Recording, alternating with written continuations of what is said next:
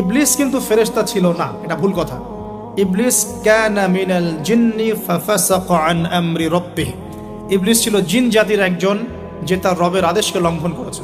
ইবলিস ফেরেশতা ছিল না, এটা ভুল কনসেপ্ট। এমন না সে ফেরেশতা ছিল পরে শয়তান হয়ে গেছে, না, সে কখনোই ফেরেশতা ছিল না, সে জিন জাতির একজন ছিল। বিকজ এই পৃথিবীতে মানুষের আগে জিন জাতির অবস্থান ছিল, এর পূর্বে হয়তো আরো কিছু ছিল, আমরা জানি না, আল্লাহ পাক গোপন করে দিয়েছেন, আমরা জানি না। এখন ইবলিস সিজদা করেনি কেন? বিকজ সে বলেছিল খলাকতানি মিন নার ওয়া খলাকতাহু মিন তিন, আমাকে সৃষ্টি করেছেন আপনি আগুন দিয়ে, আদমকে সৃষ্টি করেছেন মাটি দিয়ে, কেন আমি আদমকে সিজদা করব? সে আদমকে সিজদা না করে এটা প্রমাণ করতে চাচ্ছে যে আল্লাহ আপনি ভুল, আমি সঠিক। নাউজুবিল্লাহ, এটাকে বলা হয় বাতিল কিয়াস, বাতিল কিয়াস, ভুল কিয়াস। এবং শুধু তাই না, আল্লাহ রাব্বুল আলামিন তাকে ওয়ার্ন করার পরেও সে কিন্তু ইউটার্ন করে তওবা করে ফিরে আসে নাই, সে তার মতের উপর অটল ছিল। পক্ষান্তরে আমাদের পিতামাতা যখন ফল খেয়ে ফেলেছেন জান্নাতে, যখন পোশাক খুলে গেছে, জান্নাতের পোশাক খুলে গেছে, ফল খাওয়ার পর প্রথম যে ঘটনা ঘটেছে, গায়ের পোশাকটা খুলে গেছে। দেখেন, সর্বপ্রথম আমাদের পিতামাতাকে জান্নাতে ফেরেশতাদের সামনে ইবলিস নগ্ন করে দিয়েছে। এটা ছিল আমাদের প্রতি ইবলিসের সবচেয়ে বড় আঘাত। শুরুতে, প্রথম আঘাত, শুরুতে শিরক করাতে পারে নাই, বেদাত করাতে পারে নাই, হারাম খাওয়াতে পারে নাই ইত্যাদি। শুরুতে আমাদের পিতামাতাকে সে অবাধ্যতায় লিপ্ত করে গা থেকে জান্নাতের পোশাকটা খুলে ফেলে দিয়েছে। এখান থেকে আমাদেরকে বুঝতে হবে, আজকের এই গ্লোবাল সোসাইটিতে আমরা যে নগ্নতার এই ভয়াল থাবা এবং প্রদর্শনী দেখছি, এটা ওই আসমানের ওই যে ইবলিসের যে চক্রান্ত, তার এই জমিনে বাস্তবায়ন হচ্ছে। এখন বুঝাতে পারিনি মনে হয়, আল্লাহ মাফ করুন। ইবলিস আমাদের পিতামাতার গা থেকে কাপড় খুলে ফেলে দিয়েছিল। সূরা আরাফে আল্লাহ পাক এটা বলেছেন, ইয়ানজিউ আনহুমা লিবাসাহুমা লিইউরিয়াহুমা মিন সাওয়াতিহিমা। হে বনু আদম, তোমরা সতর্ক থেকো, তোমাদের পিতামাতার গা থেকে কিন্তু ইবলিস কাপড় খুলে ফেলেছিল, তোমরা পৃথিবীতে গিয়ে আবার সেই কাজ করো না। তাহলে এখন আমরা একটু বুঝতে চেষ্টা করি, ইন্টেলেকচুয়াল অডিয়েন্স সবাই আমরা, আমাদের ক্রিটিক্যাল থিঙ্কার্স দরকার। তাহলে এখন যে সোসাইটির মধ্যে নগ্নতার, বেহায়াপনার সয়লাভ চলছে, every single city and country including Dhaka, the city of Akhiruzzaman, সেটাও তো দেখেন কোথায় আপনি মানে শালীনতা পাচ্ছেন। ইসলামিক কান্ট্রি হিসাবে আলহামদুলিল্লাহ এখানে অনেক কিছু পান, ওয়ার্ল্ডের অন্যদিকে তাকিয়ে দেখ। তার মানে ইবলিসের ওই এজেন্ডা এখন পৃথিবীতে কিছু মানুষ বাস্তবায়ন করছে, তাদের সাথে ইবলিসের একটা যোগসূত্র আছে আদর্শিক। আল্লাহ পাক আমাদের মা বোনদেরকে বেপরদামি থেকে হেফাজত করুন এবং আমাদের চোখগুলোকে আল্লাহ পাক পবিত্র করুন। কিভাবে আপনি চোখ নামিয়ে চলবেন এই সমাজের মধ্যে, এটা এত সহজ নয়, আমরা খুব ভালো করে জানি এটা এত সহজ নয়। তো দেখুন, অনেক ভিতরে চলে যাচ্ছি। আদম আলাইহিস সালাম, হাওয়া আলাইহিস সালামকে সর্বপ্রথম নগ্ন করে দিয়েছে ইবলিস। তারা কিন্তু তওবা করে ফিরে এসেছেন। কি সেটা? রব্বানা, আমরা বলি রব্বানা যালামনা আনফুসানা ওয়া ইল্লাম তাগফির লানা ওয়া তারহামনা লানাকুনান্না মিনাল খাসিরিন। যখনই আমাদের পিতামাতা বুঝতে পারলেন যে তারা একটা ভুল করে ফেলেছেন, তখন তারা তওবা করে ইউটার্ন করলেন আল্লাহর দিকে, যেই কাজটা ইবলিস করে নাই। এই কাজটা ইবলিস না করার কারণে সে কাফের হয়ে গেছে, চিরস্থায়ী জাহান্নামী হয়ে গেছে। আর এই তওবা করে ফিরে আসার কারণে আমাদের পিতামাতা জান্নাতি হয়ে গেছে। আল্লাহ পাক এই কারণেই তার রাসূলের মাধ্যমে জানিয়েছেন যে প্রত্যেক আদম সন্তান, কুল্লু বানি আদম খাত্তা, প্রত্যেক বনু আদম হচ্ছে পাপী। আমরা সবাই পাপী, আমরা সবাই পাপী, পাপের তো শেষ নাই আমাদের, আল্লাহ মাফ করুন। ওয়া খায়রুল খাত্তাইন আত-তাওয়াব, যারা তওবা করে ফিরে আসে এরাই হচ্ছে শ্রেষ্ঠ পাপী। জীবনের যে কোনো সময় যদি কেউ খালেস ভাবে আল্লাহর দিকে তওবা করে ফিরে আসতে পারে, আল্লাহ পাক এক মুহূর্তের মধ্যে তার আমল নামার সমস্ত গুনাহ মাফ করে নেকি দিয়ে পরিবর্তন করতে পারে। এগুলো হাদিস থেকে বলছি, ডিটেলস বলতে পারছি না আমি, কোডগুলো। তো এখন এই মহামানবের জীবন থেকে আমরা কি শিখলাম? দেখুন, তাকে আল্লাহ পাক ইলমের নিয়ামত দিয়েছেন। তার মানে আমরা যদি গতানুগতিক মুসলিম না হয়ে এক্সট্রা অর্ডিনারি মুসলিম হয়ে আল্লাহর সাথে সাক্ষাৎ করতে চাই, দুনিয়াতে বেঁচে থাকতে চাই, পরকালে জান্নাত চাই, তাহলে আমাদেরকে আগে ইলমের চর্চা করতে হবে। এবং এই জ্ঞানের চর্চা মানে ক্লাসিক্যাল সিলেবাসে আপনাকে পড়াশোনা করতে হবে, শুধু একটা লেকচার শুনে নয়, ফেসবুক ইউটিউব দেখে তো মোটেই নয়। এখান থেকে মাঝে মাঝে কিছু নলেজ নেওয়া যায়, কিন্তু এগুলো কখনো কনস্ট্রাকটিভ নলেজ নয়। বরেণ্য ওলামায়ে কেরাম যারা থাকবেন, আপনাদের বেস্ট পসিবল ওয়েতে তাদের কাছে গিয়ে পরামর্শ করে বইপত্র পড়তে হবে। আদারওয়াইজ আপনার মেমোরি এবং জ্ঞানটা বিক্ষিপ্ত হয়ে যাবে। এখনকার ইয়াং জেনারেশনের অন্যতম সেরা প্রবলেম হচ্ছে তাদের মস্তিষ্ক বিক্ষিপ্ত। তাদের মস্তিষ্কে কনস্ট্রাকটিভ কোনো সিলেবাসের পড়াশোনা নাই। আজকে এই বই, কালকে ওই বই, কালকে আদনান ভাইয়ের লেকচার, পরশুদিন আজহারি ভাইয়ের লেকচার, তারপরের দিন আরেক ভাই, তারপর আরেক ভাই। আবার সমাজে তো এক একজন এক এক কথাও বলছে, তখন তার মাথাটা পুরো পাজলড, হ্যাঁ, ম্যাসাকার্ড। এই মাসালা এটা বলছেন, ওই মাসালা ওইটা, তার ওইটা কি হবে, ওইটা কি হবে। সলিউশন হচ্ছে ক্লাসিক্যাল ইসলামিক সিলেবাস পড়াশোনা করতে হবে। আমি খুব শর্ট করে গেলে সাবজেক্টগুলো বলে দিই আপনাদেরকে। 1 নম্বর, ফার্স্ট অফ অল কোরআনুল কারীম। কোরআনুল কারীমের মধ্যে থাকবে authentic recitation, translation, Quranic grammar এবং অ্যারাবিক ল্যাঙ্গুয়েজ, 4টা বিষয়। তারপর থাকবে হাদিসের নবী সাল্লাল্লাহু আলাইহি ওয়াসাল্লাম। হাদিসের মধ্যে সহজ হাদিসের কিতাবগুলো পড়তে হবে। ফর এক্সাম্পল মিশকাতুল মাসাবিহ, রিয়াদুস সালিহিন, বুলুগুল মারাম, আপনার ফয়জুল কালাম, হাদিসে আরবাঈন, এরকম কিতাবগুলো আগে, তারপরে আস্তে আস্তে আস্তে আপনি কঠিন কিতাবের দিকে যাবেন। তবে এগুলো ওস্তাদ ছাড়া হয় না।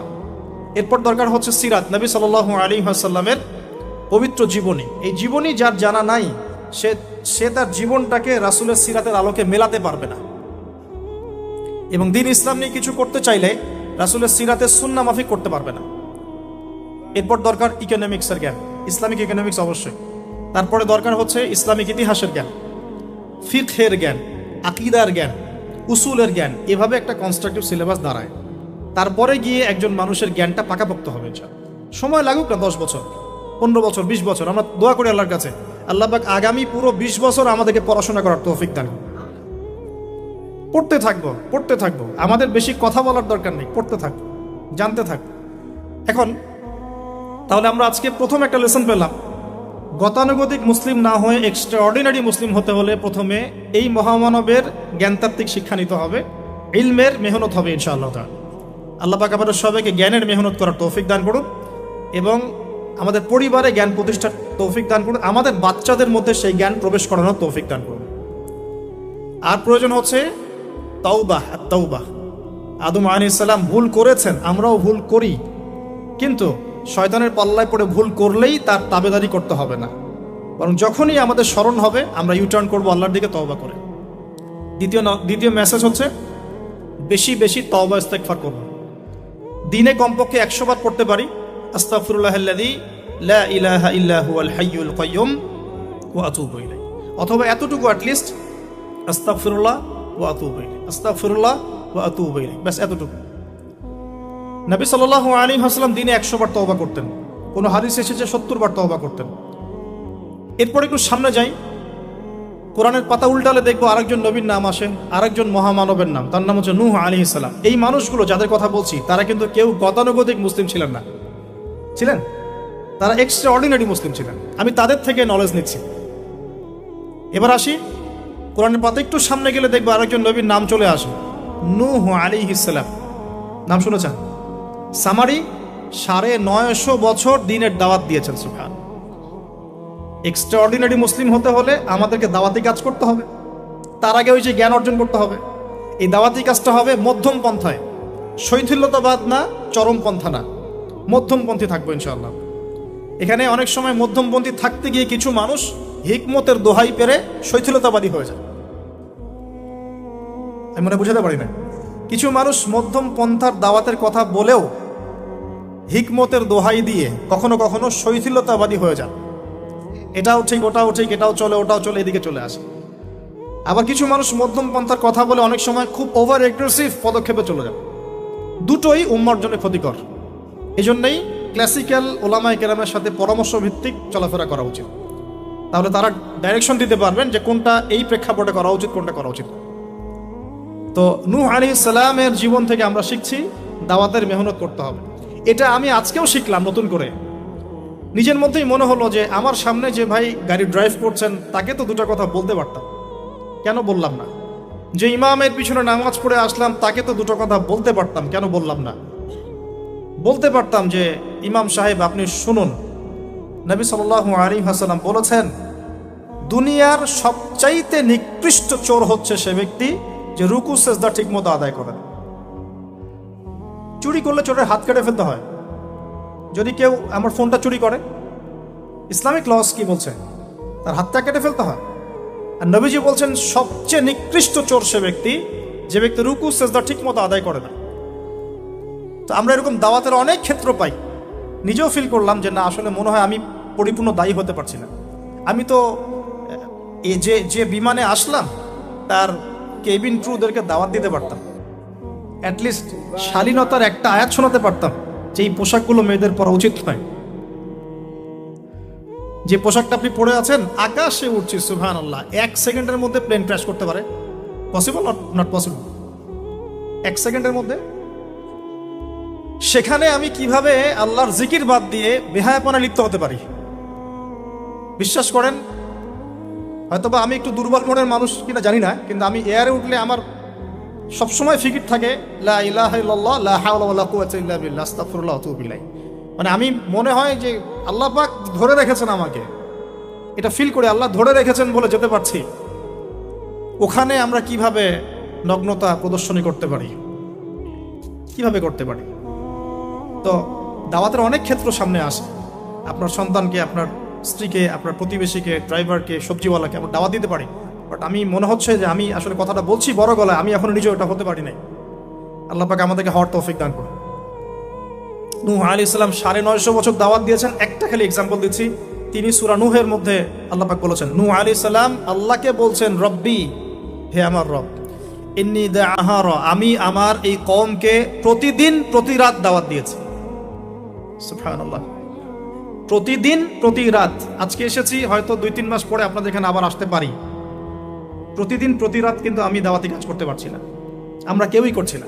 নূহ আলাইহিস সালাম বলছেন, আমি বিনা আজর, কোনো আজর ছাড়াই, কোনো স্বার্থ ছাড়াই, আল্লাহ, আমি আমার কওমকে দিন রাত দাওয়াত দিয়েছি। ওয়ালাম ইয়াজিদহুম দুআই ইল্লা ফিরারা। যখনই দাওয়াত দিয়েছি, আমার দাওয়াত শুনে তারা খালি পৃষ্ঠ প্রদর্শন করেছে। কেউ মাথা ঢেকে ফেলেছে, কেউ মুখ কান বন্ধ করেছে, হ্যাঁ, কেউ আমাকে পাগল বলেছে, মজনুন বলেছে। এমনকি তিনি যখন নৌকা বানাচ্ছেন আল্লাহ পাকের আদেশে, মানুষ পাশ দিয়ে হেঁটে যায় আর টিটকারি করে, কবে মরুভূমিতে নৌকা চলবে? নূহ, তোমার এই নৌকা মরুভূমিতে চলবে কবে? মানুষ টিটকারি মারে। তো এখনো দেখবেন স্ক্যাটোলজিক্যাল কথা বললে, আখিরুজ্জামানে কথা বলে অনেকেই মজা নেয়। কবে আসবে ক্যাশলেস সোসাইটি? বললাম তো চলে আসছে।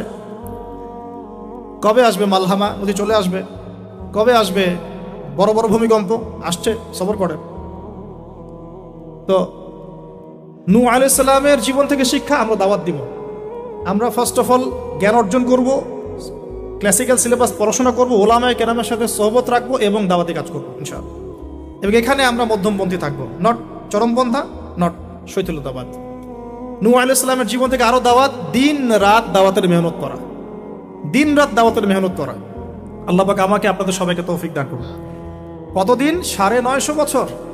কত বছর? 950 বছর।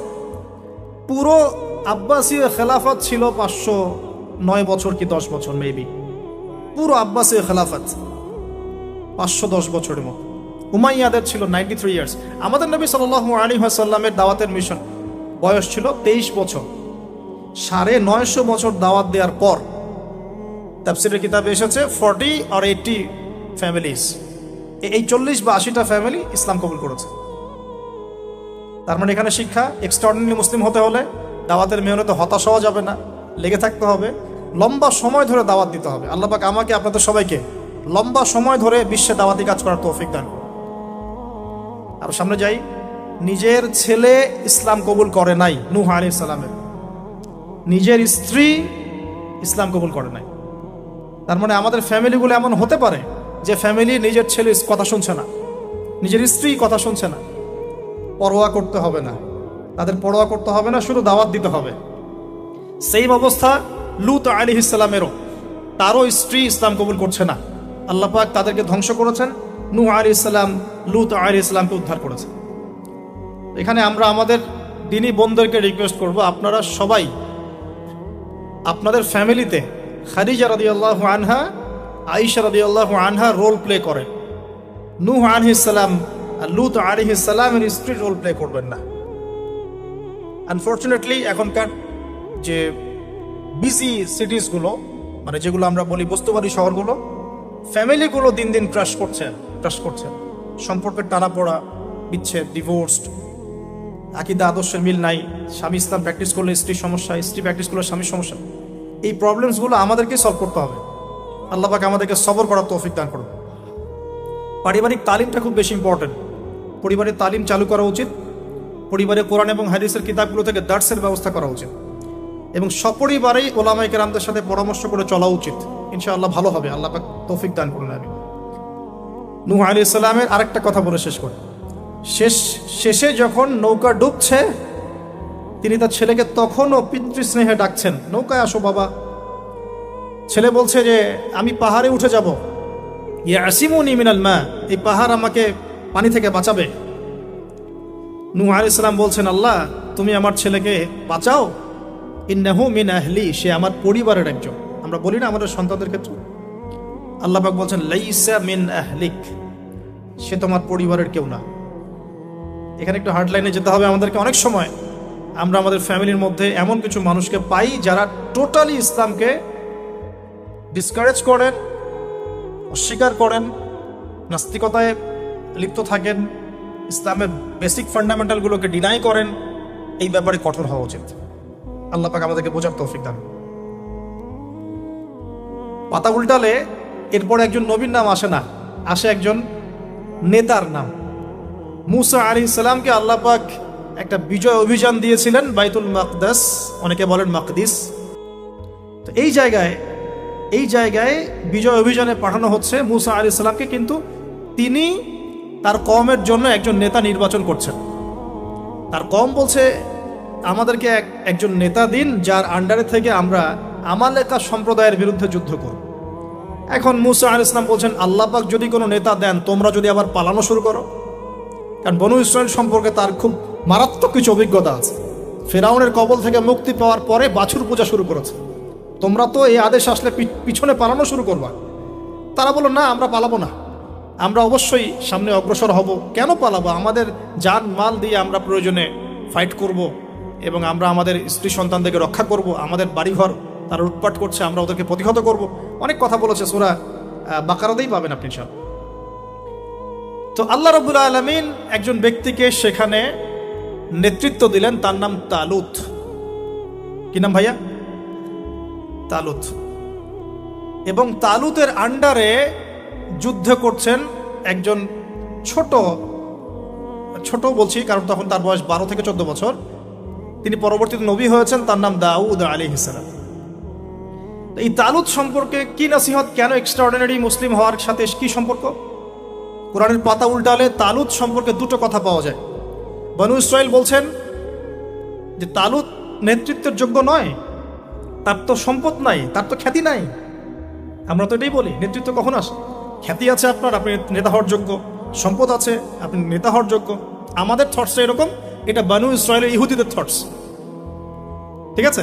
কিন্তু আল্লাহ পাক বলছেন, সূরা বাকারাতে আছে যে আল্লাহ রাব্বুল আলামিন তাকে দিয়েছেন বাসতাতাও ফিল জিসমি ওয়াল ইলম।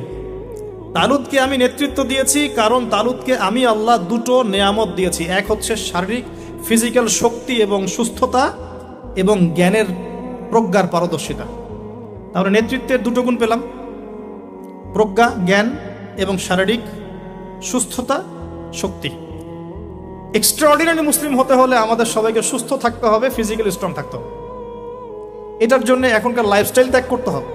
You have to change your food habits and lifestyle. এখন এটা নিয়ে আমিও বেশি কথা বলছি কারণ আমি নিজেও ট্রাই করছি। বিশ্বাস করেন, আপনাদেরকে আমি ফখর করে বলছি না। এক একটা স্টেডিয়াম আমরা যখন ছোট 20 বছর বয়স, 20 থেকে 25 10 রাউন্ড আমাদেরকে আগে দিতে হতো, 10 রাউন্ড। এখন 3 হাইয়েস্ট 4। তাহলে ওই তালুতের ওই স্ট্রেংথ কিন্তু আমার কাছে এখন নাই। তার মানে আমার কাছে এখন নেতৃত্বের যোগ্যতাই নাই। তাহলে আমাদের এমপি মন্ত্রীদের কি হবে? বাংলাদেশের কথা বলছে, তাহলে কি হবে? কেউ হুইল চেয়ারে, কেউ জ্বর হলে সিঙ্গাপুরে, কেউ ওইখানে অপারেশন, কেউ ওইখানে। ফিজিক্যালি ফিট কয়জন আছেন? আমি কিন্তু তাদের সাথে খুব মজা করে কথা বলি। তাদের সাথে আমার ভালো সম্পর্ক। ভালো সম্পর্ক মানে ফ্রেন্ডলি সম্পর্ক, মানে নাসিহত করি, নাসিহত। এক ভাই বলছিলেন, ওনাদের একজন বড় কর্মকর্তা, দোয়া করেন আমার জন্য একটু খাস করে সেজদায়, যে ঠিক আছে আমি আপনার জন্য দোয়া করব, আল্লাহ পাক আপনাকে তাগুতের বিধান থেকে বের করে নিয়ে আসুন। ঠিক আছে, তো যাই হোক, আল্লাহ তাদেরকে হেদায়েত করুন, দোয়া করি আমরা, আল্লাহ হেদায়েত করুন। এখন আমাদেরকে এক্সট্রা অর্ডিনারি মুসলিম হতে হলে অবশ্যই ফিজিক্যালি ফিট থাকতে হবে। তালুতকে আল্লাহ পাক ফিটনেস দিয়েছেন, আর ফিটনেস কিভাবে আমরা রক্ষা করব আমরা বুঝবো। এটা খাবার দাবার, ঘুমানো, স্পেশালি ঘুমানো, ঘুম থেকে ওঠা, ফজরের পরের জগিং, প্রয়োজনে জিম এবং ফুড হ্যাবিট চেঞ্জ করা, রাসূল সাল্লাল্লাহু আলাইহি ওয়াসাল্লামের প্রফেটিক লাইফস্টাইল ফলো করলে ইনশাআল্লাহ আমরা সুস্থ থাকবো। আল্লাহ পাক আমাদের সবাইকে, আমি সহ আপনাদের সবাইকে আল্লাহ পাক সুস্থতার নিয়ামত দান করুন, এবং আল্লাহ পাক আমাদের সবাইকে দীর্ঘ নেক হায়াত দারাজ করুন। এই হায়াতকে আল্লাহর দ্বীনের জন্য ব্যয় করার তৌফিক দান করুন। আরেকটা হচ্ছে ইলম, আবারও জ্ঞানের কথা আসলো। তালুতকে আমি জ্ঞান দিয়েছি। ইউতাল হিকমা, আল্লাহ পাক বলছেন যে ওয়ামা ইউতাল হিকমাতা ফাকাদ উতিয়া খায়রান কাসীরা, যাকে প্রজ্ঞা দেয়া হয়েছে তাকে প্রচুর প্রচুর প্রচুর কল্যাণ দেয়া হয়েছে। সুবহানাল্লাহ। পাতা উল্টাই সামনে যাই, এক্সট্রাঅর্ডিনারি মুসলিম ছিলেন আরেকজন, তার নাম হচ্ছেন দাউদ আলাইহিস সালাম, যিনি তালুতের বাহিনীতে যুদ্ধ করছেন। আমালেকা সম্প্রদায়ের মধ্যে অনেক বিশাল দেহি কিছু মানুষ ছিলেন, তার মধ্যে একজনের নাম জালুত। ওই জালুত নাকি একাই 100 জনের সাথে লড়াই করতে পারে। তো তালুত যখন নদী পার হচ্ছে তখন বলেছিল যে কেউ পানি খাবে না, শুধুমাত্র 1 ঢোক পানি খেতে পারবে। যে ব্যক্তি পানি খাবে তাহলে ইসামিননি, সে আমার কিন্তু অন্তর্ভুক্ত হতে পারবে না। তাফসিরে আসছে মাত্র 313 জন সৈন্য পানি না খেয়ে থাকতে পেরেছে। ওই যে বদরে 313 জন, ঠিক তালুতের যুদ্ধেও 313 জন। এটা অনেকে জানেন না, বদর যুদ্ধ হয়েছে 313 জন সাহাবী, তালুতের সাথেও ছিল মাত্র 313 জন। আর এদিকে আমালেকা সম্প্রদায়ের বিশাল বাহিনী। এখন আমালেকা সম্প্রদায়ের মধ্যে এক যোদ্ধা আছে, তার নাম জালুত, যে একাই 100 জনের সাথে লড়াই করতে পারে। আল্লাহ রাব্বুল আলামিন তার সাথে মোবারাজার জন্য দাউদ আলাইহিস সালামকে আদেশ করছে। দাউদ আলাইহিস সালামের বয়স তখন 14 বছর। বলা হচ্ছে তাফসীরের কিতাবে, দাউদ আলাইহিস সালাম দূর থেকে একটা গুলতি বলি আমরা, বাটুল গুলতি টাইপের, এগুলো নিক্ষেপ করে এটা সরাসরি তার এই 2 চোখের মাঝখানে গিয়ে লাগিয়েতেই তার ইন্তেকাল হয়ে গেছে, মৃত্যু হয়ে গেছে। জালুত শেষ। এটা দেখে আমালেকা সম্প্রদায় পিছনে পালানো শুরু করেছে। 313 জন নিয়ে এই মুসা আলাইহিস সালামের নেতৃত্বে, তালুতের নেতৃত্বে এই বাহিনী বাইতুল মাকদিস বিজয় করেছিল। এই বাইতুল মাকদিসের হিস্ট্রি অনেক অনেক প্রাচীন। এরা তো এখানকার নতুন আবর্জনা, এরা এখানকার নতুন নব্য আবর্জনা, কারণ এর হিস্ট্রি অনেক লম্বা, অনেক লম্বা। এর হিস্ট্রি এত লম্বা যেটা নিয়ে একটা কিতাবই লেখা যায়, যে জেরুজালেমের হিস্ট্রি, এই ইতিহাস পড়ে দেখেন। তো যাই হোক, এখন দাউদ আলাইহিস সালাম থেকে আমাদের কি শিক্ষা আছে একটু দেখি। এক্সট্রাঅর্ডিনারি মুসলিম হতে হলে কি করতে হবে? দাউদ আলাইহিস সালাম সম্পর্কে আল্লাহ রাব্বুল আলামিন 2টো কথা বলেছেন। এক, আল্লাহ রাব্বুল আলামিনের কাছে দাউদ আলাইহিস সালামের নামাজ অনেক অনেক বেশি পছন্দের ছিল, এবং আল্লাহ রাব্বুল আলামিন দাউদ আলাইহিস সালামের রোজাটা অনেক বেশি পছন্দ করতেন। আমরা কি জানি তিনি কেমন করে রোজা রাখতেন? একদিন রোজা রাখতেন, পরের দিন রাখতেন না, তারপরে আবার রাখতেন, তারপর রাখতেন না, তারপর আবার রাখতেন, তারপর রাখতেন না। এইভাবে তিনি সারা বছর রোজা রাখতেন। সুবহানাল্লাহ। এবং রাতের বেলা এত চমৎকার করে জাবুর তেলাওয়াত করতেন আর নামাজে দাঁড়িয়ে থাকতেন। তার এই জাবুরের তেলাওয়াত শুনতে পাখি, অনেক তাফসীর আসছে পাখি, মাছ, অন্য প্রাণী, তারা এসে চুপ করে বসে তার তেলাওয়াত শুনত। এগুলো কোনো গাল গল্প নয়। বিশ্বাস করেন আল্লাহ পাকের এই পৃথিবীতে যত মাখলুক আছে সবাই আল্লাহর ইবাদত করে, সবাই। আল্লাহ পাক তো আমার নামাজের মুখাপেক্ষী নন। আসমান নামাজ পড়ছে, জমিন নামাজ পড়ছে, চন্দ্র সূর্য নামাজ পড়ছে, পাহাড় পর্বত নামাজ পড়ছে। একজন সুফি পীর সাহেবের সাথে সাক্ষাৎ হয়েছিল, তিনি বলেছেন যে আমাদের বডির মধ্যে যে কীটপতঙ্গগুলো থাকে সেগুলো তাসবিহ পাঠ করে। আল্লাহ পাক তো আমার নামাজের মুখাপেক্ষী নন। তো এখান থেকে এক্সট্রা অর্ডিনারি মুসলিম হতে হলে, আহসান হতে হলে আমাদেরকে নামাজ ঠিক করতে হবে। আল্লাহ পাক আমাদের সবাইকে দাউদ আলাইহিস সালামের মতো সুন্দর করে নামাজ পড়ার তৌফিক দান করুন। আর দাউদ আলাইহিস সালামের এই সুন্নতের উপর আমল কে করেছেন সবচেয়ে বেশি? আমাদের নবী মুহাম্মদ সাল্লাল্লাহু আলাইহি ওয়াসাল্লাম। অ্যাটলিস্ট আমরা তার উম্মত, তার মতো করে নামাজটা তো পড়তে শিখব। বিশ্বাস করেন, এখন ম্যাক্সিমাম মসজিদ, আমি এখানকার অবস্থা জানি না, আমি আমার লোকালিটির কথা বলছি, ম্যাক্সিমাম মসজিদ বাইতুল্লাহ থেকে এখন বাইতুল নাস হয়ে গেছে। বুঝতে পারেনি? বাইতুল্লাহ মানে আল্লাহর ঘর, যেখানে আল্লাহর বিধান চলবে, আল্লাহর মতো, আল্লাহ যেভাবে সন্তুষ্ট হন সেই নামাজ চলবে। এখন চলছে বাইতুল নাস, মানুষের সন্তুষ্টির নামাজ, মানুষের সন্তুষ্টির নামাজ। মসজিদ কমিটির, অনেক মসজিদ কমিটির সভাপতি সব সুদখোর, ঘুষখোর, দুর্নীতিবাজ। ইমাম সাহেব কিছু বলতেও পারে না, বেচারা কি বলবে, বললেই তো চাকরি শেষ। একদিন এক ইমাম সাহেবের সাথে গল্প হচ্ছিল, তিনি বলছেন যে আমি ভাই প্রথম দিন খুতবা দিয়েছি সুদের উপরে, প্রথম দিন খুতবা দিয়েছি সুদের উপরে, তারপরে আমাকে সুন্দর করে রিমান্ডে নিয়ে নিল আর কি কমিটি, তারপরে তওবার উপরে আমি আলোচনা করেছি, তওবার উপরে আলোচনা। এগুলো কিন্তু বাস্তবতা। বাইতুল নাস হয়ে গেছে মসজিদগুলো এখন। নামাজের কোনো আধ্যাত্মিকতাই পাচ্ছেন না আপনি, মারেফতই নাই। এই যে আমরা দাঁড়িয়ে বলি আউযু বিল্লাহি মিনাশ শাইতানির রাজিম মিন নাফখিহি ওয়া নাফসিহি ওয়া হামজিহি, কত পার্সেন্ট মানুষের অর্থ জানে? আমরা বলি বিসমিল্লাহির রহমানির রহিম, এই বিসমিল্লাহির রহমানির রহিম মানে বিসমিল্লাহ, খালি এতটুকু সিনটা শোনা যায়, বাকি আর কিছু শোনা যায় না।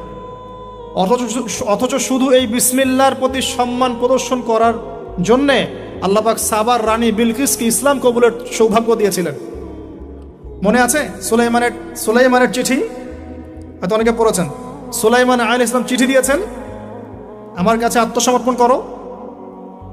তো রাজার পরিষদ সবাই বলছে আমরা উলুল কুওয়া, আমরা শক্তিশালী, আদেশ করেন লড়াই করব। বিলকিস বলছে না, ইন্নাহু মিন সুলাইমান, এটা সুলাইমানের পক্ষ থেকে আসছে। ওয়া ইন্নাহু বিসমিল্লাহির রহমানির রহিম, এখানে আছে পরম করুণাময় অসীম দয়ালু আল্লাহর নামে শুরু করছে। এই বিসমিল্লাহর প্রতি সম্মান প্রদর্শনের ওসিলায় আল্লাহ রাব্বুল আলামিন এই সাবার রানী বিলকিসকে এই ইসলাম কবুলের সৌভাগ্য দিয়ে দিয়েছেন।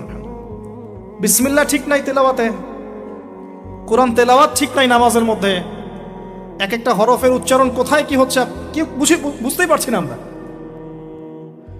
আলহামদুলিল্লাহ রাব্বিল আলামিন কি পড়লো আল্লাহই ভালো জানে। এটা কি মন্ত্র নাকি? আলহামদুলিল্লাহি রাব্বিল আলামিন একটা অনুভূতি আছে, একটা অর্থ আছে। সমস্ত প্রশংসা এই জগৎ সমূহের রব আল্লাহর জন্য। আর রহমানির রহিম, যিনি পরম করুণাময় অসীম দয়ালু, একটা ফিলিংস আছে। মালিকি ইয়াউমিদ্দিন, যিনি বিচার দিনের মালিক। ইয়াকা না'বুদু, আমরা শুধু তোমার ইবাদত করি। ওয়া ইয়াকা নাস্তাঈন, শুধু তোমার কাছে সাহায্য চাই। একসাথে বলি আমরা নামাজে ইহদিনাস সিরাতাল মুস্তাকিম, আল্লাহ আমাদেরকে সোজা সরল পথ দেখাও। কোথায় ফিলিংস? সিরাতাল্লাযীনা আন'আমতা আলাইহিম, এই যে এক্সট্রাঅর্ডিনারি মানুষদের পথ দেখাও আমাদেরকে, যাদের প্রতি আপনি অনুগ্রহ করেছেন। গায়রিল মাগদুবি আলাইহিম, ওই মাগদুবদের পথ চাই না আল্লাহ। কোন মাগদুব? ইহুদি জাতি। ওয়ালা দল্লিন, এবং দল্লিনদের পথ আল্লাহ চাই না। দল্লিন কারা? নাসারা। এখন দেখেন তো সারা ওয়ার্ল্ডের প্রত্যেকটা ডিপার্টমেন্ট কাদের? ইহুদি নাসারা, ইহুদি নাসারা, ইহুদি নাসারা, ইনক্লুডিং আমাদের বাথরুমের টয়লেটস, মানে বাথরুমের কমোড। আমাদের বাথরুম থেকে নিয়ে গ্লোবাল সিস্টেম কোনটা ওদের বাইরে আছে বলেন? ওদের ভালো জিনিস নেওয়া যাবে না এমনটা নয়, কিন্তু এমন নীতি আদর্শ নেওয়া যাবে না যেটা ইসলামের সাথে কনফ্লিক্ট হয়। কনফ্লিক্ট কি ইকোনমিক সেকশনে হচ্ছে না? রিবা কেন্দ্রিক ইকোনমিক সিস্টেম কি ইসলামিক? আল্লাহ সুবহানাহু ওয়া তাআলার ল বহির্ভূত পলিটিক্যাল সিস্টেম কি ইসলামিক? এটা নিজেই নিজেকে প্রশ্ন করি না। অ্যান্সার আপনি খুঁজে আপনার কবরে আপনি যান, কেউ কারোর সাথে লড়াই করছি না। এখন দেখুন, এই যে সূরা ফাতিহা অর্থ বুঝলাম না, একটা সূরা পড়ে গেলাম কুল হুয়াল্লাহু আহাদ। কি কুল হুয়াল্লাহু আহাদ মানে কি? এটা উচ্চারণই বা কেমন করে করতে হয়? কুল, বলুন, হুয়াল্লাহু আহাদ, তিনি আল্লাহ এক। এই যে কুল হুয়াল্লাহু আহাদ অনেকে বলতে পারেন, কুল হুয়াল্লাহু আহাদ, এটা কি সব একসাথে মিলে একটা শব্দ? এখানে প্রস্রাব করিবেন না, কমা, নাকি করিলে জরিমানা হইবে, তো কমাটা চেঞ্জ করে দেন। এখানে প্রস্রাব করিবেন, না করিলে জরিমানা। তাহলে আমরা তো কোরআনকে এরকম বানিয়ে ফেলছি। কুল আল্লাহু আহাদ মানে কি? আমি এগুলো নিয়ে বললে অনেক সময় চলে যাবে। আপনাকে হাতে সময় আছে? তো দেখেন, আমি নামাজ নাই ভাই, মসজিদে অ্যাপ্রোপ্রিয়েট নামাজ নাই। সব মসজিদের কথা বলছি না, ইল্লা মাশাআল্লাহ। অনেক মসজিদ এখন বাইতুন নাস হয়ে গেছে, মানুষের বাইত, আল্লাহর ঘর নাই, সূরা ঠিক নাই। এরপরে রুকু, এই যে রুকু করলাম, রুকুতে গিয়ে একটা বার সুবহানা রাব্বিয়াল আযীম বলারই সময় পাওয়া যাচ্ছে না। অন্তত 3 বার 5 বার 7 বার তো বলবে, বা 3 বার তো অ্যাটলিস্ট বলবে। প্রতিটা জায়গায় সমস্যা, প্রতিটা জায়গায় সমস্যা। নামাজ, এখানে আমি একটা কথা বলতে ভিতরে চলে আসি, নামাজের আমাদের তাসকিয়া উঠে যাচ্ছে, আধ্যাত্মিকত্ব পাচ্ছেন না। আপনি নামাজ নিজে পড়ে নিজে ফিল হচ্ছেন আপনি নামাজ পড়েছেন। সেজদায় গেলেন, সেজদা মনে হচ্ছে ব্যায়াম, টাপাস টাপাস। মাঝখানে বসারও সময় নাই, মাঝখানে বসে যে একটু দোয়া পড়তে হয়, আল্লাহুম্মা গফিরলি ওয়ারহামনি, কত চমৎকার দোয়া। আল্লাহুম্মা গফিরলি, আল্লাহ আমাকে মাফ করে দাও, ওয়ারহামনি, আল্লাহ আমাকে রহম করো, ওয়াফিনি, আমাকে নিরাপত্তা দান করো, ওয়ারযুকনি, আমাকে রিজিক দান করো। এই তো দোয়া। নামাজের দোয়া বাদ দিয়ে নামাজের পরে লম্বা দোয়া, হ্যাঁ, নামাজের মূল দোয়াই নাই। আর আমাদের বাংলাদেশে কিছু গ্রাম আছে, ওখানে আবার দোয়া নিয়েছে মারামারি আর ক্যাচাল। এক একজন বিড়ি ফ্যাক্টরির মালিক, বিড়ি ফ্যাক্টরি, তামাক ফ্যাক্টরি, ওরা মসজিদে গন্ডগোল করে, দোয়া হাত তুলে করবে না করবে না, মানে বাদ দেন। আল্লাহ হেফাজত করুন আমাদেরকে, আল্লাহ আমাদেরকে পরিপূর্ণরূপে নামাজ পড়ার তৌফিক দান করুন। নামাজের প্রত্যেকটা বিষয় বুঝে বুঝে পড়লে এত মজা লাগে, এত স্বাদ লাগে, আপনি নামাজে ডুবে যাবেন। আর নবী সাল্লাল্লাহু আলাইহি ওয়াসাল্লাম কিভাবে সারা রাত নামাজ পড়তে পারেন, রাতের একটা লম্বা অংশ কেমন করে নামাজ পড়তে পারতেন? কারণ তিনি তো ফিল করতেন কি পড়তেছেন, তার তো ক্লান্তি লাগতো না।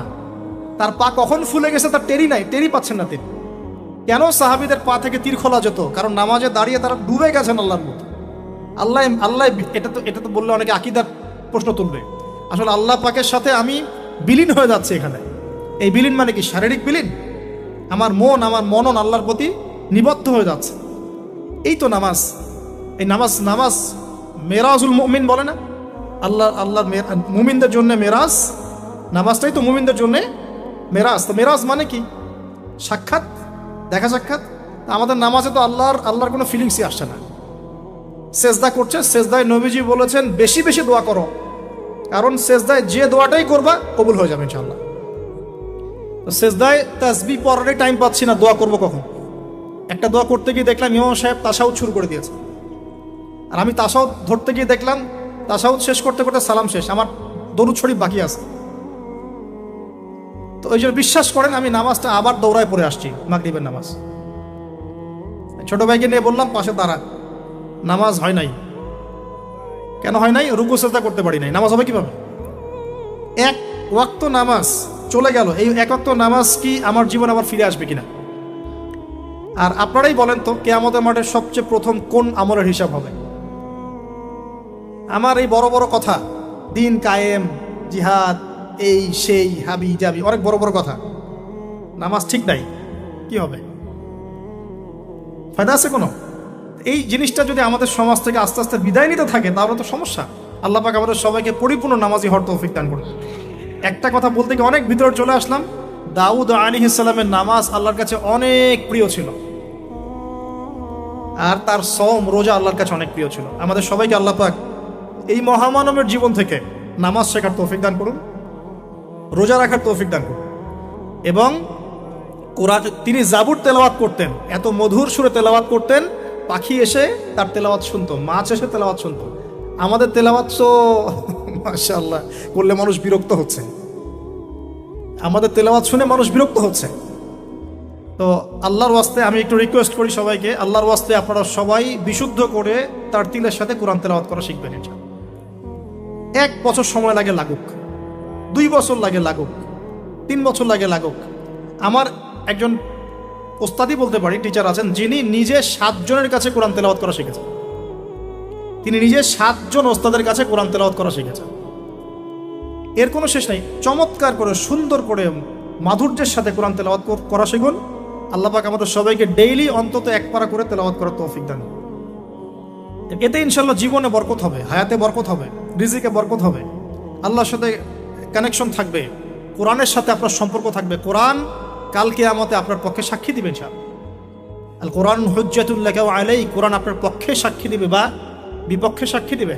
আল্লাহ রসুল বলছেন লা হাসাদা ইল্লা ইসনাতাইন, দুইজন ব্যক্তি ছাড়া কারো প্রতি ঈর্ষা করা জায়েজ নাই। এক, রাজুলুন আতাহুল্লাহুল কোরআন, এমন একজন ব্যক্তি যাকে আল্লাহ পাক কোরআন দিয়েছেন, সুবহানাল্লাহ, ইয়াকুমু বিহি আনা আল-লাইল ওয়া আনা আন-নাহার, যে কোরআন কেন্দ্রিক, সে দিনের বেলা আমল করে, রাতে তাহাজ্জুদের নামাজ পড়ে। আরেকজন ব্যক্তি রাজুলুন আতাহুল্লাহু মালান, একজন ব্যক্তি যাকে আল্লাহ পাক সম্পদ দিয়েছেন, ইউনফিকু বিহি আনা আল-লাইল ওয়া আনা আন-নাহার, এই টাকা পয়সা মাল সম্পদ ইসলামের জন্য সে দিন রাত খরচ করে। এই দুই ব্যক্তি ছাড়া অন্য কারোর প্রতি ঈর্ষা করা জায়েজ না। আর এগুলো হাদিস তো অনেক শুনেছেন, প্রত্যেক হরফে 10 টাকা করে পাবেন। কোরআন আপনার পক্ষে সাক্ষী দিবে। সূরা বাকারা, যে ঘরে তেলাওয়াত করা হয় সূরা বাকারা, শয়তান সেই ঘর থেকে দূর দূর করে পালিয়ে যাবে। সূরা আলী ইমরানের শেষের 10 আয়াত মুখস্থ করবেন, সূরা বাকারার শেষের 3টা আয়াত মুখস্থ করবেন, সূরা হাশরের শেষের 3-4টা আয়াত মুখস্থ করবেন, সূরা কাহাফের প্রথম 10টা আয়াত মুখস্থ করবেন, সূরা কাহাফের শেষের 10টা আয়াত মুখস্থ করবেন। এরকম অনেকগুলো সূরা আছে, সূরা ফালাক, নাস, ইখলাস, সূরা ফালাক, নাস, ইখলাস, কাফিরুন ইত্যাদি। নামাজ শেষ করব? আচ্ছা, ওকে, আমি গুটিয়ে নিচ্ছি ইনশাল্লাহ। তো আমরা দাউদ আলাইহিস সালামের কথা শুনলাম, আরেকজন মহামানব। আর কয়েকজনের কথা জাস্ট সংক্ষিপ্ত করে টাচ করে শেষ করে দিচ্ছি। তার ছেলে সুলাইমান আলাইহিস সালাম, নাম শুনেছি তো? আল্লাহ পাক তাকে জিন জাতির উপর কর্তৃত্ব দিয়েছিলেন, বাতাসের উপর কর্তৃত্ব, তার আংটিতে, তার লাঠি, সিংহাসন, এক কথায় তাকে আল্লাহ পাক এত বড় রাজত্ব দিয়েছেন যেটা আল্লাহ পাক এর আগেও কাউকে দেন নাই, পরেও কাউকে দেন নাই। এখান থেকে আমরা শিখছি শক্তিশালী মুসলিম হওয়ার একটা নাসিহাত, শক্তিশালী মুসলিম হওয়া। তা আমাদের সবাইকে শক্তিশালী মুসলিম হওয়ার চেষ্টা করতে হবে, আল্লাহ পাক তৌফিক দান করুন। এই শক্তি গেইন করার চেষ্টা করতে হবে, আল্লাহ পাক তৌফিক দান করুন। দুর্বল মুমিনের চাইতে শক্তিশালী মুমিন আল্লাহর কাছে বেশি পছন্দের। এখানে ইসলামের শক্তি আমরা দেখতে পাচ্ছি।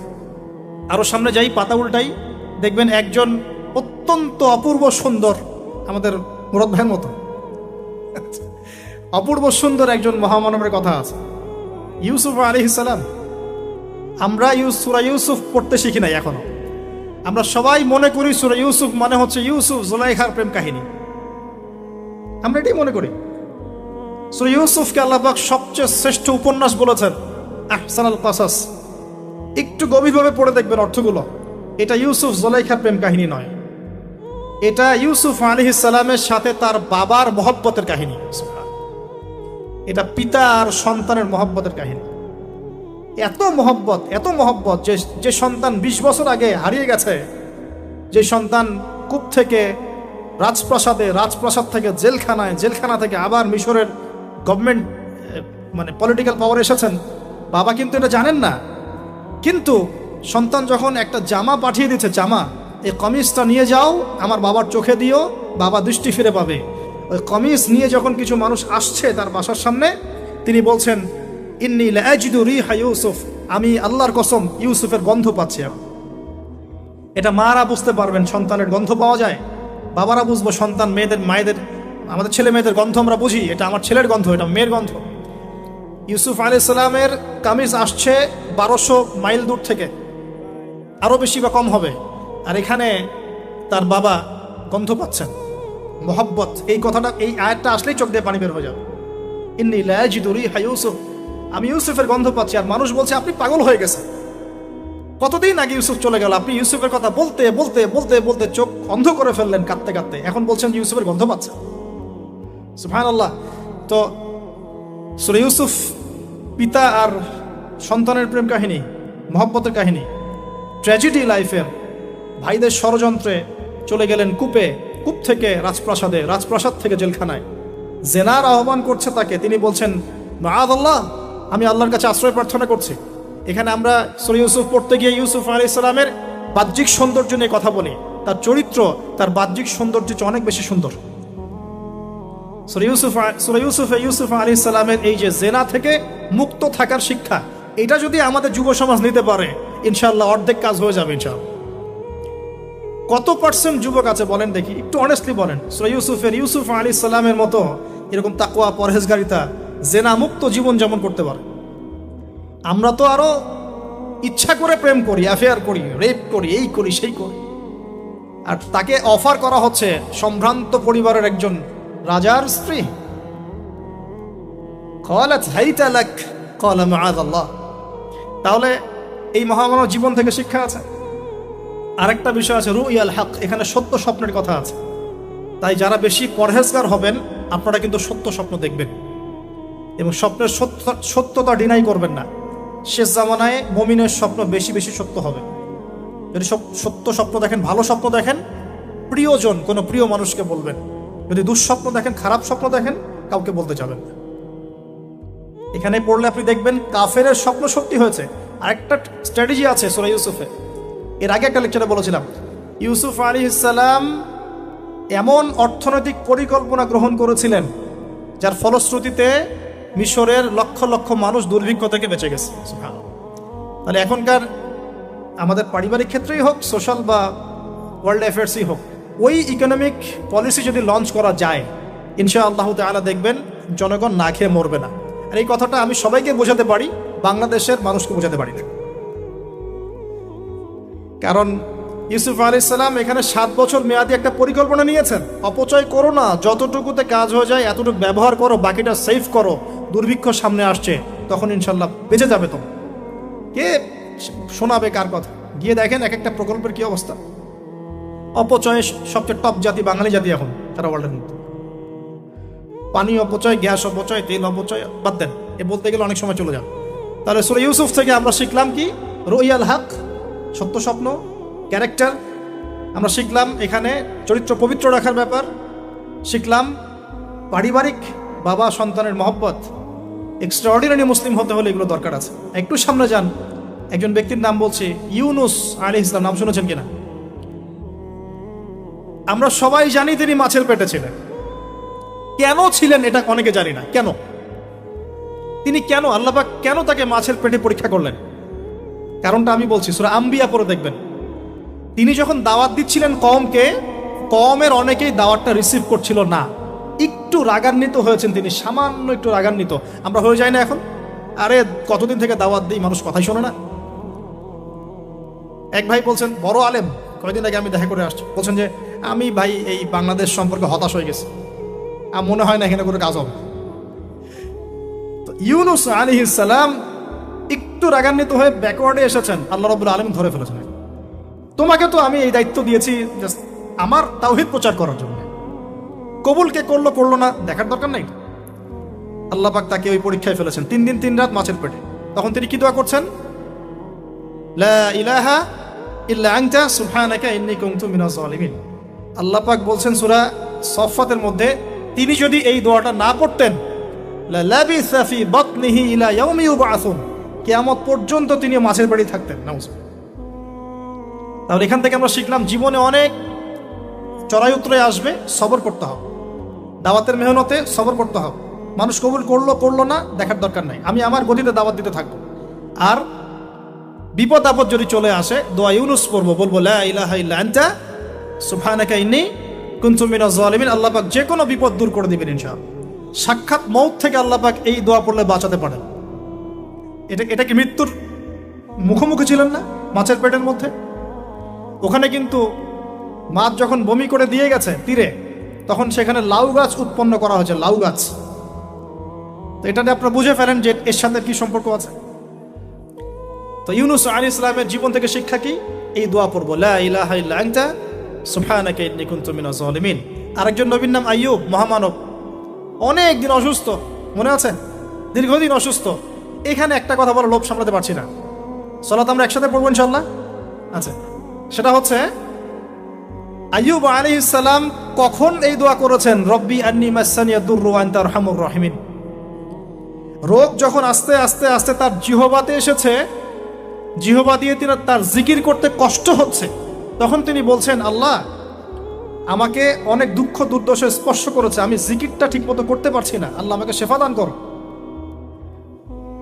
সুবহানাল্লাহ। এখন আল্লাহ রাব্বুল আলামিন তাকে গোসল করালেন, সুস্থতা লাভ করলেন, তাকে আহাল পরিবার দিলেন, আরোগ্য দান করলেন। শিক্ষা জীবনে যত বড়ই রোগ ব্যাধি বিপদ আপদ বালা মুসিবত আসুক না কেন, এই দোয়াটা পড়বো, আশাহত হব না, হতাশ হব না, আল্লাহর প্রতি সুধারণা রাখবো, দোয়া করবো রব্বি আন্নি মাসানিয়া দুর ওয়া আনতা আরহামুর রাহিমিন, ইনশাআল্লাহ শেফা হয়ে যাবে। সেই লোভনীয় কথাটা এটা, আইয়ুব আলাইহিস সালামের শরীরে রোগ ছিল, কলবে কি রোগ ছিল? আইয়ুব আলাইহিস সালামের কলবে কি রোগ ছিল? রোগটা দেহে ছিল। এখন 1 মিনিটের জন্য যদি আমরা আমাদের পোশাকটাকে চেঞ্জ করি, দেহটাকে কলবের পোশাক দেই, কলবটাকে দেহের পোশাক দেই, বলেন তো কত % মানুষ সুস্থ থাকবে? কথাটার ভিতরে ঢোকেন। মনে করেন আমাদের 2টা পোশাক, বাইরের দেহের পোশাক, একটা ভিতরের কলবের পোশাক। দেহে আমরা এখন সুস্থ সবাই, তাই তো? এখন এই দেহটাকে আমরা কলবের রূপ দিলাম, কলবটাকে আমরা দেহের রূপ দিলাম। এখন দেখেন তো কত % মানুষ সুস্থ আছে? আমাদের মধ্যে 99% মানুষ অসুস্থ না এখন, বিকজ আমাদের সবারই কলব অসুস্থ। এই কলবের মধ্যে হিংসা আছে, বিদ্বেষ আছে, জেনা আছে, পরকীয়া আছে, লোভ আছে, লালসা আছে, কি নাই?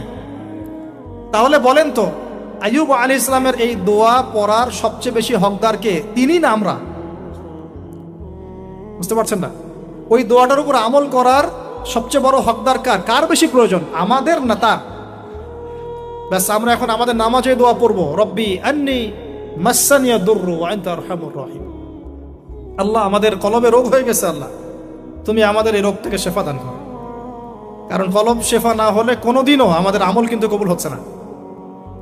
কলবের মধ্যেই সমস্যা থাকলে আমল কবুল হচ্ছে না। আল্লাহ মাফ করুক আমাদেরকে। এখন কলব পরিষ্কারের কয়েকটা টিপস। 1, ডেইলি একবার করে হলেও চিন্তা করতে হবে যে আমরা এই পৃথিবীতে থাকতে আসি নাই, আমাদেরকে যেতে হবে। একবার করে হলেও চিন্তা করতে হবে। 2, ডেইলি 1 পারা কোরআন তেলাওয়াত আপনাকে আল্লাহর দিকে নিয়ে আসবে, কলব পরিষ্কার হবে ইনশাআল্লাহ। ডেইলি জিকির আজগার, হিসনুল মুসলিম বই থেকে ডেইলি জিকির আজগার করবো ইনশাআল্লাহ, কলব পরিষ্কার হবে। আল্লাহওয়ালা মানুষের সাথে দেখা সাক্ষাৎ করবেন, কলব পরিষ্কার হবে।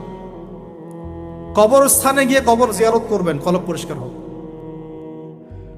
অন্যের প্রতি গীবত, বিদ্বেষ, হিংসা, পরশ্রীকাতরতা রাখবেন না, কলব পরিষ্কার হবে ইনশাআল্লাহ। সবচেয়ে বড় কথা, সেজদায় যারা বেশি বেশি দোয়া করতে পারে তাদের অন্তর পরিষ্কার হয়ে যাবে ইনশাআল্লাহ। আল্লাহ পাক আমাদের সবাইকে আইয়ুব আলাইহিস সালামের জীবন থেকে শিক্ষা নেওয়ার তৌফিক দান করুন। মুসা ঈসাকে একসাথে বলছি, দুজনকে আল্লাহ পাক কেরামত দিয়েছেন, কেরামত, মহামানব কেরামত। লাঠি ছুঁড়ে মারছেন, সাপ হয়ে যাচ্ছে। মৃত মানুষের গায়ে আল্লাহর নামে হাত বুলাচ্ছেন, দাঁড়িয়ে যাচ্ছে। অন্ধ ব্যক্তি চোখে হাত বুলাচ্ছেন, তাকিয়ে দেখছে, দৃষ্টিশক্তি ফিরে পাচ্ছে। দুজনকে আল্লাহ পাক কেরামত দিয়েছেন, কেরামত। একজনের সাথে আল্লাহ পাক কথা বলেছেন, আরেকজনকে আল্লাহ পাক বিনা পিতায় সৃষ্টি করেছেন, সুবহানাল্লাহ। যাকে আল্লাহ পাক এখন উপরে উঠিয়ে নিয়েছেন, আবারও আসবেন ইনশাআল্লাহ। ওই আনফিনিশড জব তার এখনো বাকি আছে। সেটা হলো ওই জেরুজালেম থেকে দিন ইসলামের পতাকাকে বুলন্দ করবেন ইনশাআল্লাহ, এবং সারা বিশ্বে ইসলামী খেলাফা আবারও কায়েম করবেন ঈসা আলাইহিস সালাম। এবং মিথ্যা মাসিহুদ দাজ্জালকে হত্যা করবেন ঈসা আলাইহিস সালাম। তার আগ পর্যন্ত জিউসদের সময়, এর আগ পর্যন্ত ওদের সময় তারা লম্ফ জম্প জুলুম নির্যাতন করতে থাকবে। এটাই হবে তাদের শেষ ধ্বংসের পরিণতি। এরপরে তারা কখনোই পৃথিবীর বুকে মাথা তুলে দাঁড়াতে পারবে না। তো তাদের দুজনের জীবনে অনেক শিক্ষা আছে। মুসা আলাইহিস সালাম কে আল্লাহ পাক ফিরআউনের কাছে পাঠিয়েছেন। কোরআনের পাতায় পাতায় মুসা ফিরআউন, মুসা ফিরআউন, মুসা ফিরআউন। আল্লাহ পাকের কি অলৌকিকত্ব, মানে কি নিদর্শন! যেখানে আবু জেহেল সেখানেই মুহাম্মদ, যেখানেই আজার সেখানে ইব্রাহিম, যেখানে ফিরআউন সেখানেই মুসা। তার এই যুগেও যেখানেই যত বেশি করাপশন, যত বেশি অন্যায় অবিচার, সেখানে তত বড় মুমিনের জন্ম হবে ইনশাআল্লাহ। আল্লাহর পক্ষ থেকে নবুয়ত পাওয়ার পরে তিনি দোয়া করছেন, আল্লাহ আমার এত সাহস নাই, শক্তি নাই, আল্লাহ আমি দুর্বল। তার মধ্যে একজন মানুষ আমার এক থাপ্পড়ে মারা গেছে ওদের ওখানে, মনে আছে? থাপ্পড়ে না, সরি, ঘুষি ফাওয়াকাসাহু ফাকাদা আলাইহি, এক ঘুষি দিয়েছে। এই যে এক ঘুষি দিয়ে মানুষ মেরেছেন মুসা আলাইহিস সালাম, মানে অ্যাক্সিডেন্টলি, ইচ্ছা করে না। এটা থেকেই ওই যে চাইনিজ মার্শাল আর্ট শুরু হয়েছে, এক ঘুষিতে মানুষ মারা যায়। বিশ্বাস করছেন না? এই যে টেকনিক, এক ঘুষিতেও মানুষের মৃত্যু হতে পারে, এমন স্পট আছে মানুষের দেহে। এখান থেকে শিল্প গড়ে উঠেছে, মার্শাল আর্টস গড়ে উঠেছে না? তো মুসা আলাইহিস সালাম বলছেন, আল্লাহ আমার এই সমস্যা। আল্লাহ বলছেন এই দোয়া করো, রব্বিশ রহলি সদরি। আমরা কি দোয়া করবো তাহলে? রব্বিশ রহলি সদরি, আল্লাহ আমার এই কলিজাটা বড় করে দাও। মানে আমার কলিজা বড় করো মানে কি? সাহস বাড়িয়ে দাও। দিনের দাওয়াত দেওয়ার জন্য কি লাগে? সাহস। আমার সাহস বাড়িয়ে দাও। একজন আলেম বলেছিলেন 3টা জিনিস লাগে, জ্ঞান, সাহস, ধৈর্য। দিনের দাওয়াত দিতে এবং দিন বিজয় করতে 3টা জিনিস লাগবে, জ্ঞান, সাহস, ধৈর্য। এবং সেই আলেম আপনাদের খুব পরিচিত একজন, এক নাম বলছি না। এখন হে আল্লাহ আমার বক্ষকে প্রশস্ত করো, ওয়াইয়াসসিরলি আমরি, আমার কাজকে সহজ করে দাও। আমার কাজ সহজ নয়, কাজটা সহজ করে দাও।